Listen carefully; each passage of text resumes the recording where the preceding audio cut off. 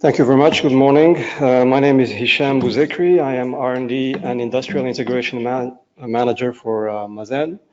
So I will be speaking specifically about the Moroccan approach to decarbonization of the energy sector in particular.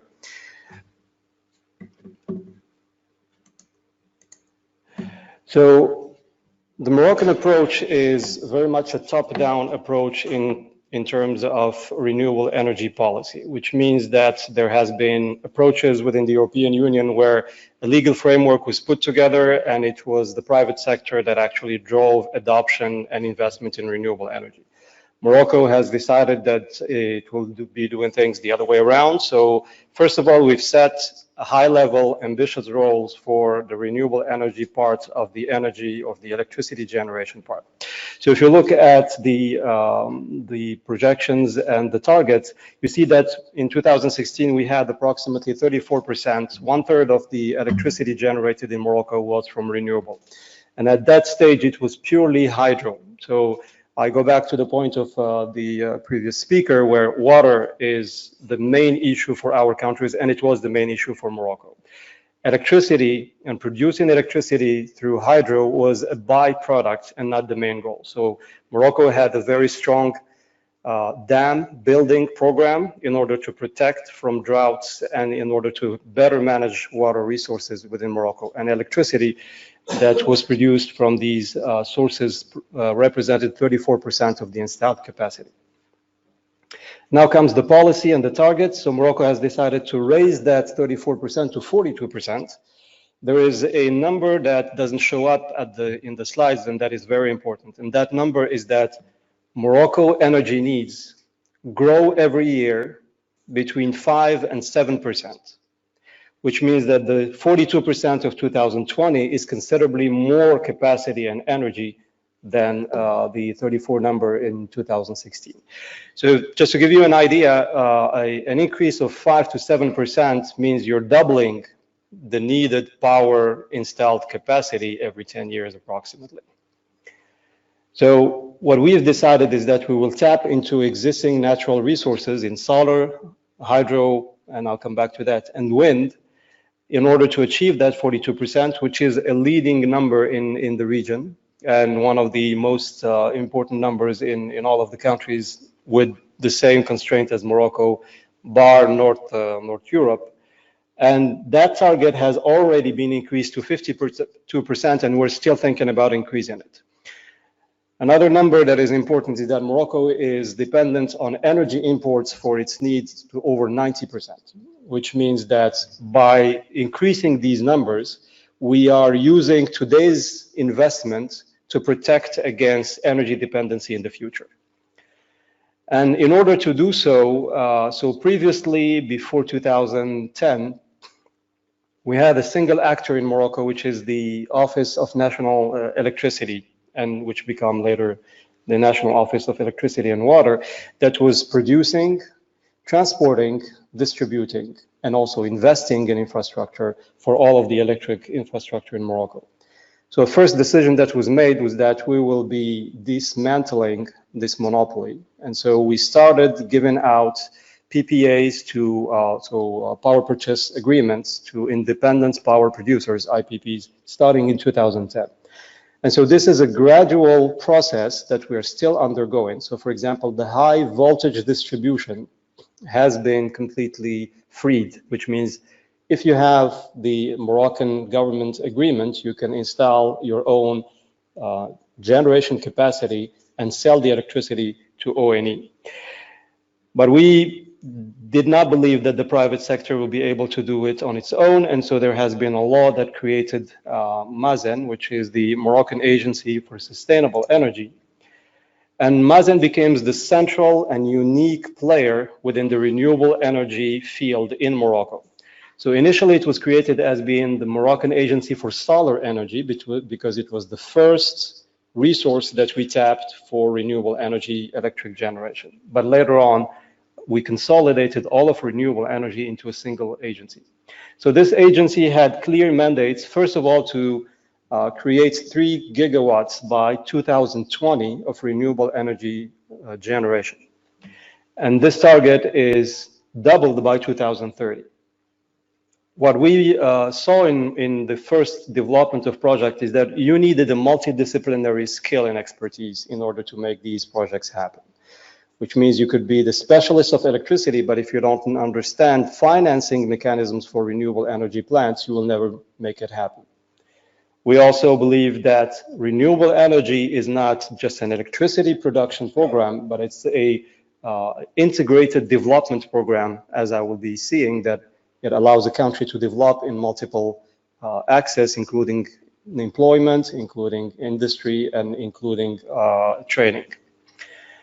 So the renewable energy in Morocco, unlike other countries, we decided that you had to create renewable energy in the portfolio, inject it into the grid, and then develop separately all of the demand side, which is energy efficiency, more greener aspects of use of energy. And the other aspect that we saw is that there are great synergies to be had with other African countries that suffer from the same plague. So we will see within the MASEN role, all of these approaches are integrated and sustain each other in achieving their goals. So there has been a law that was created that developed a legal framework and allowing MASEN to deploy its prerogatives. So in general, I am very often at technical conferences, so this slide, it doesn't interest anyone. I am now at a policy conference, so I'll spend more time on this slide, and I'm happy to do so because we believe that policy changes is what drives the actual implementation. You can have all of the technical arguments for CSP and for PV or for everything else, but unless you have the right policy to set the market in motion, everything remains a general discussion. So there has been a set of laws that were created in Morocco that allows MASEN to operate.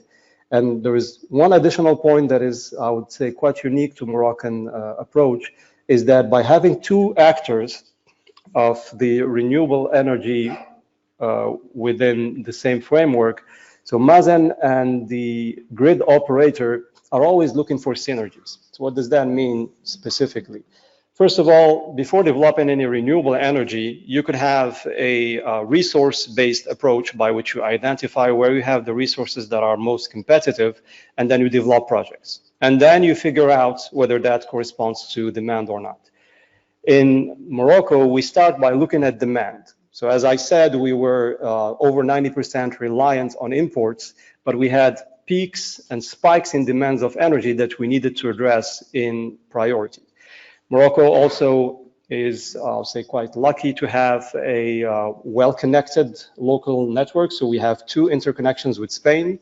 We are in the process of studying a third interconnection with Portugal, and we are interconnected with Algeria. And so every year, somewhere between 5 and 10% of our energy is imported from these countries. So in doing so, we have the flexibility to source our energy either nationally or internationally with the strategic energy reliance that we just mentioned. But we had to develop renewable energy that is competitive, because ultimately it comes out of the pocket of the taxpayer. So if it's cheaper to buy it from Spain or Algeria, people will come back to you and say, why are you developing these projects that are more expensive than the energy that we can import? And so looking at the consumption and the load and the need identifies and defines the projects that MASEN developed. And this is the thinking behind the choice of CSP in Morocco, and we'll get back to it.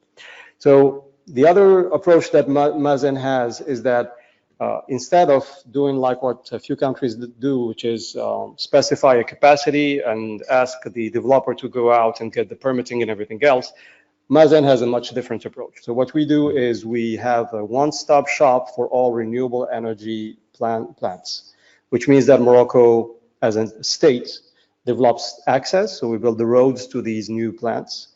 We develop grid connections, which are quite costly, turns out. We develop telecom access. We make sure that water is brought to the site, which means that if you are a renewable energy plant developer, you only focus on what you do best, which is finding the right technology, making sure that you have the reliability and fill in a power purchasing or procurement agreement. So this last part is what makes the Moroccan energy cost, renewable energy cost, as competitive. If we had done it differently by going back to the developer and asking him to do everything else, I'm sure that the price of the renewable energy in Morocco would have been at least double. So if we look at the model of MASEN as I was explaining, so MASEN has 5 roles within the renewable energy. First of all, and I think this is very important, is MASEN acts as a guaranteed government off-taker of all energy produced by renewable energy IPPs, which means that we offer a PPA that allows the funding agencies that I'll be talking about later on to be secure on their investment. MASEN also looks into international financial institutions to have the best possible terms on loan for these renewable energy. As a private developer, you end up looking for private loans, which means that you will be end up paying much bigger terms for the loans. So MASEN acts with the state support and guarantee to use international financial institution loans and make those loans available to the project company. As I was explaining, MASEN also works on the infrastructure development. We also secure the land.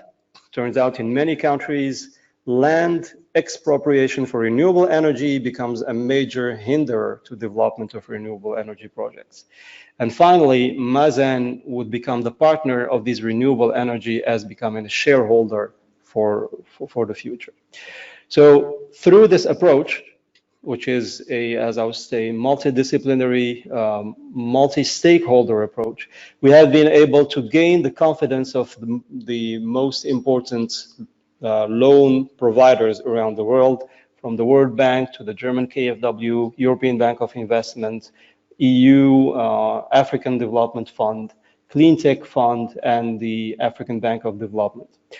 So these are the guys who can loan or can give you loans with very low interest rates, around 1 to 2%. If you are a private actor, you will never be able to get these loans at these rates, not without a government intervention.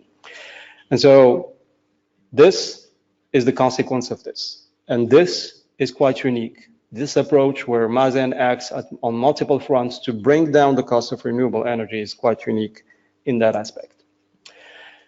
So when you see what, sorry, I'll go back just. So MASEN, this contributions are all towards the project's company. But then the other question is, what does MASEN do for the local ecosystems? And as such, so MASEN, as I said, becomes an electricity producer, but we also act on the social front, and I'll be showing a few what we call local development aspects. We are eager to make sure that renewable energy creates jobs for Morocco, and so we have a strong industrial integration, but a competitive industrial integration for local sourcing. We also use this opportunity to train a lot of Moroccan resources, and last but not least, R&D, which is the future of renewable energy, is something that MASEN is keen on co-developing.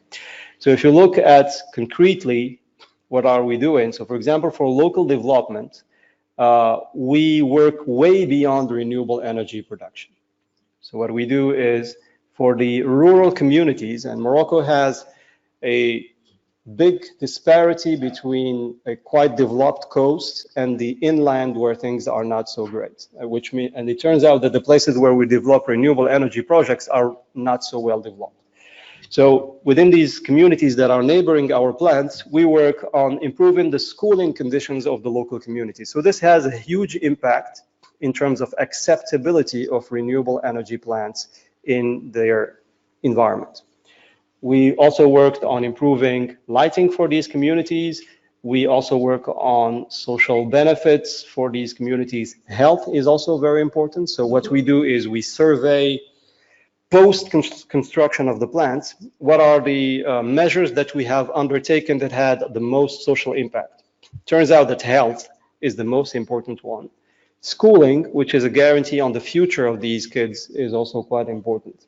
And we go beyond that to help them for income generating programs. So What you see here is we started with renewable energy targets which have climate impact, and we've taken that approach to have local, social, important impacts that improve the quality of life. So if there is any lessons to be learned here is that renewable energy is not only about climate change, it's also about social change. And you have to take everything into account if you want this renewable energy approach to be successful. So we've also created a dedicated association that has 60 member, 300 connected companies. And what we are trying to do is, when we started back in 2010, we had no Moroccan company active in the renewable energy area. So we had to have a very proactive approach in order to encourage local industries to become providers of renewable energy. And this is the only way to have a sustainable job creation approach if you're doing renewable energy, and this is what we have done in this. So I'll get back to what we have been able to achieve.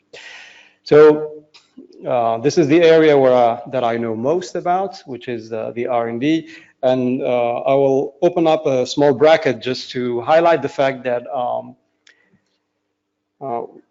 I have been for the past 2 decades talking to European partners, which are the closest guys. These are our neighbors. And what I would like to see in the future and have not been able to achieve is that we need to see the technology race in renewable energy as a world race where Europe is competing against North America and Southeast Asia. And without the South Mediterranean basis of human resources, I don't believe that the Europeans will be able to achieve a competitive positioning in this world race. So this is a strong belief of mine. So we have been very active in trying to approach our North European or North Mediterranean neighbors in trying to develop a collaborative R&D. We've seen the hackathon that happened on PV. We think that unless something is done to make the best use of available human resources south of the Mediterranean, we don't see a great future in terms of competitiveness of our Mediterranean technology. So we need to work on this in a much more active way. So we have a number of partnerships. So put in our I would say money where our word is. We have sought actively to partner with European research institutes and technology transfer offices to make sure that we present a market path for any renewable competitive technology that is being developed in Europe. And so we have had some success. I'll be showing a few projects where we were able to get some funding. So the renewable energy also approach creates opportunities beyond the electric generation, the electricity generation. And some of them have to do with, for example, mobility. And so we see renewable energy as being an enabler. But what we consider important is that if you're developing an electric mobility scheme within a country and you're not looking into where the electricity, where the energy is coming from, then you're just displacing the problem of CO2 generation in transport to CO2 generation in electricity production. And so it's very important to look into the full value chain of greening the economy. So it's very important that renewable energy is perceived as being part of a full value chain and not stop at the electricity production of a renewable energy plant. And so we are trying to use this program as a leverage to raise funds for green entrepreneurships, startups working in renewable energy area, and also in the green economy. So the R&D that we in particular are interested in, and R&D means different things to different people, but if you look, and people are quite familiar, I believe, with the maturity level scale, which is the technology readiness level that goes from 1 to 9, we are particularly interested in accelerating the path to markets of renewable energy innovation. So we are specifically looking for technologies that are between TRL 4 and 7, which is your at the laboratory prototype, but you're before the first commercialization. So there are 2 major steps that we call the innovation death valley. First one is scaling up. You can have things that work at small scale. Once you scale up, you either lose competitiveness of your technology or you lose sometimes even the benefits that you had in a lab. And the second thing is real world environment testing, which means you can have things that work in a protected environment lab. Once you put them in the desert area where we are, they don't hold up. And one particular aspect, and an important one, is that these technologies are supposed to last 20 years. So we've developed an ability to measure the lifespan of these technologies by looking at accelerated durability types of approach.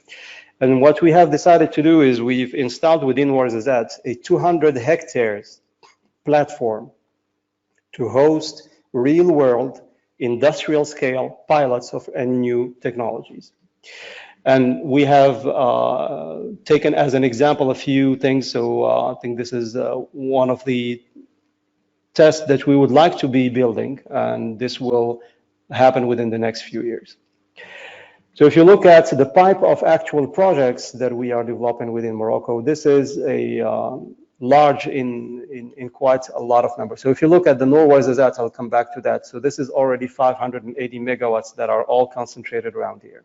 So Morocco has a big advantage for renewable energy plants. The first one is available land. So anything past a chain of mountains that's called the Atlas Mountains around here is quite desert areas. And so you can easily mobilize land for large scale projects. We also have very nice wind corridors. One of them is around here, around the Gibraltar Straits, and the other one is on the Atlantic coast. And as I will be explaining later on, the wind projects that were developed under the 850 megawatts was a world record for 3 cents per kilowatt hour. That is a world record for onshore wind. If we look at the WRZZ complex, the choice of CSP for us was very easy because we had a after the sunset peak that we needed to address. We needed to do that with solar resources, and it turns out that the most competitive solar electricity with storage is CSP, was and still is CSP. So the first plant that was developed was a parabolic trough of 160 megawatts, came with 3 hours of storage, and this has been in operation for over a year. And most of the time we are above the 160 megawatts. So if you look at a few projects that were developed elsewhere, it takes years for them to reach their full potential. In Morocco, we've been able to do that within a single year. So this means that the approach that we had was a winning approach, and that we are reaping today the benefits. The 280,000 tons of CO2 that we are saving every year does not benefit only Morocco, it benefits all of the region. And even if Morocco was one of the low CO2 emitting countries, it's becoming a real contributor into CO2 reduction emissions. We have been able within our first project to have a local integration of 30%, which means almost a third of the orders going to build these plants went to Moroccan industry. So that means job creation. And in order to do that, you had things that everyone knows how to do, which is civil engineering and everything else. But we allow the new Moroccan companies to build partnerships with European technology providers to become providers for these renewable energies. So for example, the torque tube, which is a highly technical thing for CSP, was built in Morocco for the full plant. And the next project, which is a scale up of the first one, parabolic trough, 200 megawatts, 7 hours of storage.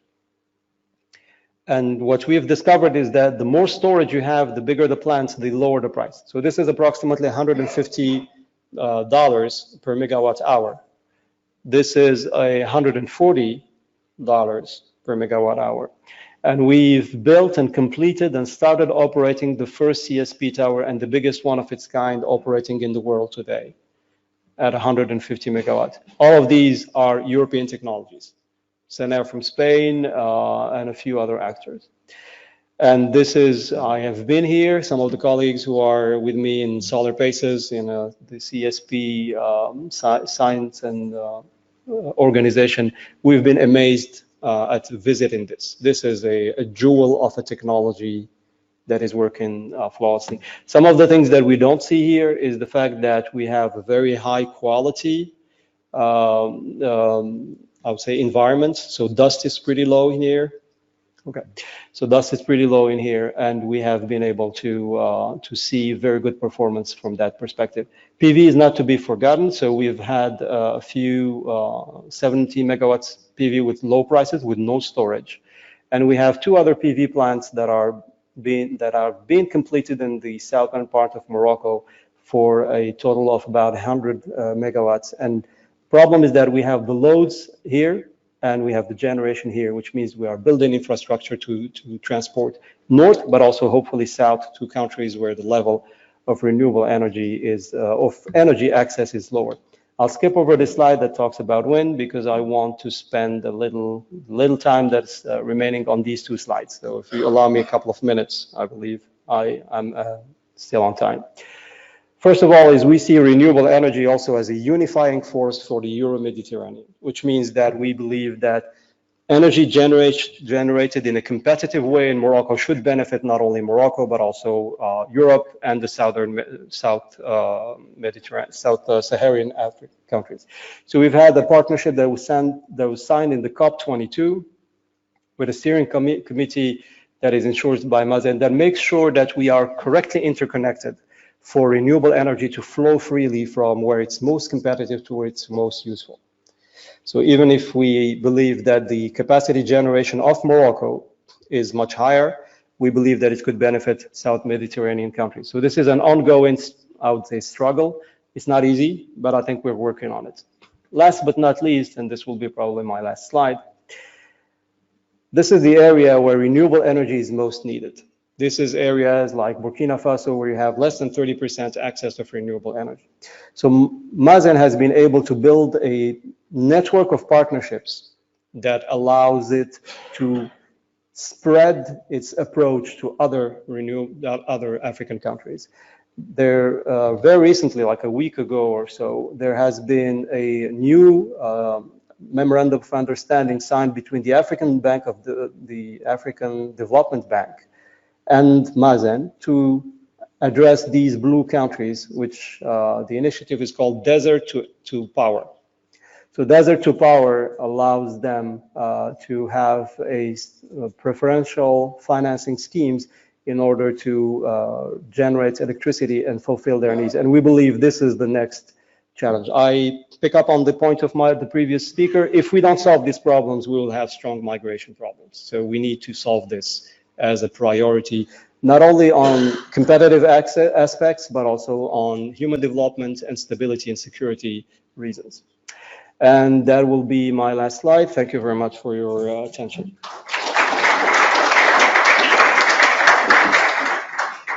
Thank you very much, Hicham, for this very, very incredible speech. Everywhere I go, I always put Morocco as the best example in the world for in terms of energy policy.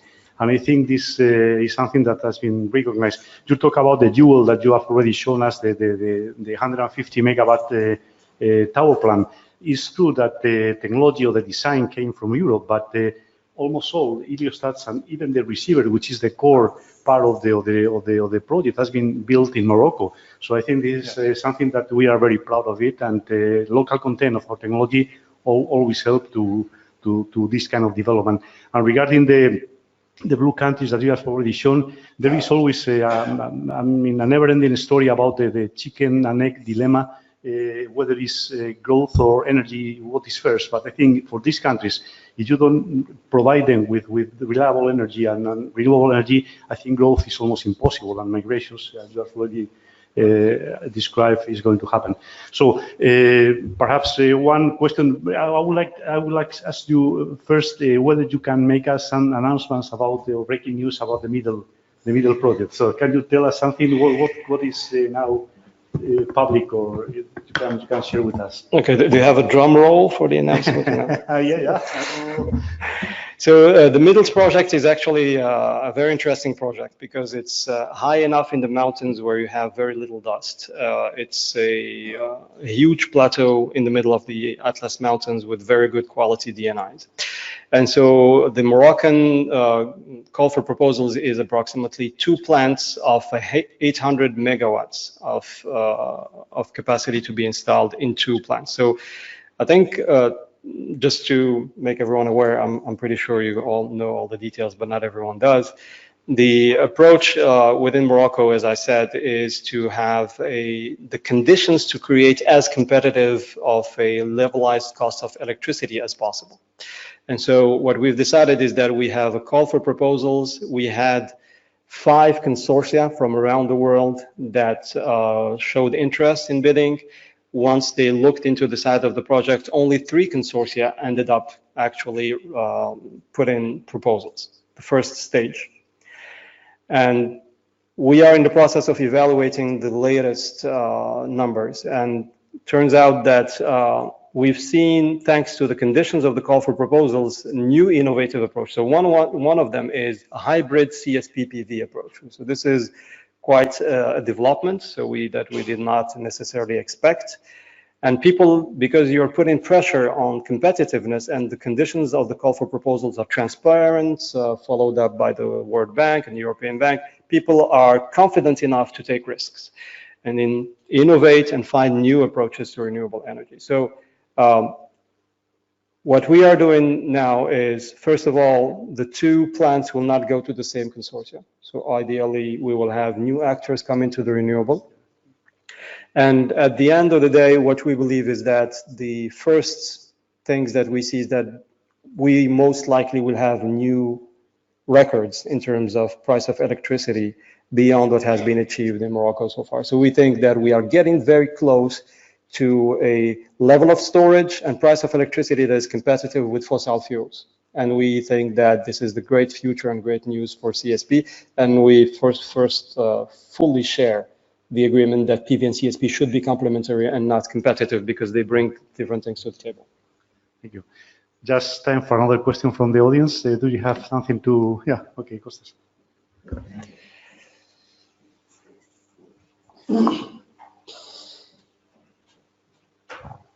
Well, first of all, I would like to thank you. This is a very inspiring talk, and the example of Morocco already our chair highlighted is really an example to be followed.